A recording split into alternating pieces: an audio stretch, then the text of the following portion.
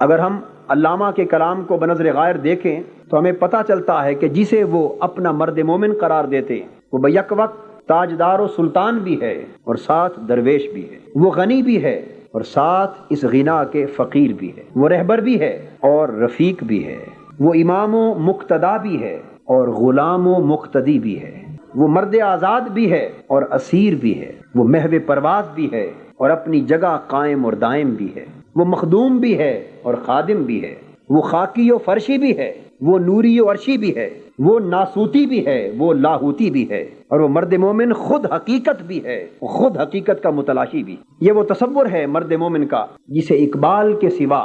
اس ڈھب سے اور کوئی پیش نہیں کر سکا۔ اس کی ایک بنیادی وجہ ہے کہ اقبال نے اپنے تمام تر تصورات قرآن مجید سے اخذ کیے ہیں اور ان کی تفصیلات و جزئیات ارشادات نبوی صلی اللہ علیہ وآلہ وسلم سے متعین کی ہے، اور ان کے معارف اور معالم کو اور لطائف کو اور حقائق کو شیخ رومی سے سیکھا ہے۔ ان تین چیزوں کے امتزاج نے، یعنی قرآن، حدیث اور مثنوی، ان تین چیزوں کے امتزاج نے اقبال کے تصور کو وہ نمایاں پن، انفرادیت، عظمت اور روشنی عطا کر دی ہے کہ جو ہمیں بالعموم کسی اور کے ہاں دکھائی نہیں دیتی۔ اقبال کے مرد مومن کو اگر ہم قرآن مجید کے تناظر میں دیکھنا چاہیں تو مجھے یہ کہنے میں کوئی تأمل نہیں کہ اقبال کا مرد مومن قرآن کا انسان مرتضیٰ ہے، اور اقبال کا مرد مومن قرآن کا نفس کاملہ ہے، اور اقبال کا مرد مومن قرآن کا عبد معزون ہے۔ قرآن مجید مرد مومن کا جو تصور مختلف عنوانات کے تحت مختلف مقامات پر بیان کرتا ہے،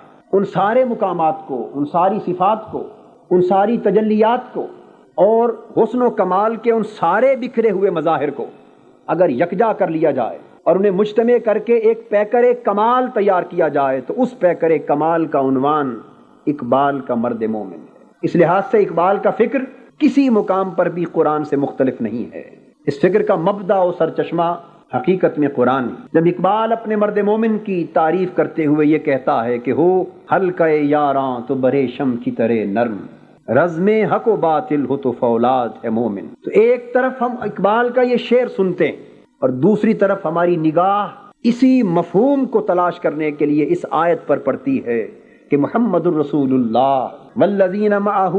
اشداء علی الکفار رحماء بینہم تراہم رکعا سجدا یبتغون فضلا من اللہ ورضوانا، کہ محمد صلی اللہ علیہ وآلہ وسلم اللہ کے رسول ہیں، اور جن لوگوں کو ان کی معیت و صحبت کا فیض نصیب ہو گیا اور وہ صحبت مصطفی صلی اللہ علیہ وآلہ وسلم کے فیض سے مستفید و مستنیر ہو کر اپنی سیرت و کردار کو سنوار چکے، ان کی کیفیت یہ ہے کہ وہ جہان مارکہ میں